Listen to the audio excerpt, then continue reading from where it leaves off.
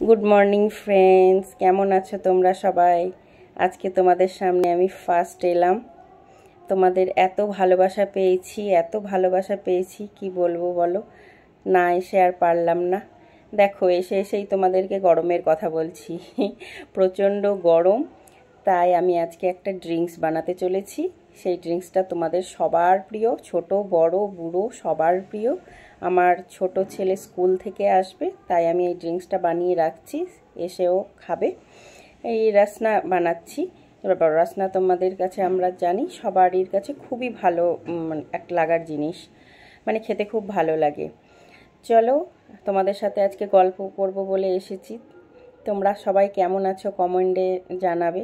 এত গরম, মানে গরমটা এত বেড়েছে, সবারই অস্বস্তি ফিল হচ্ছে, সেটা আমি বুঝতেই পাচ্ছি।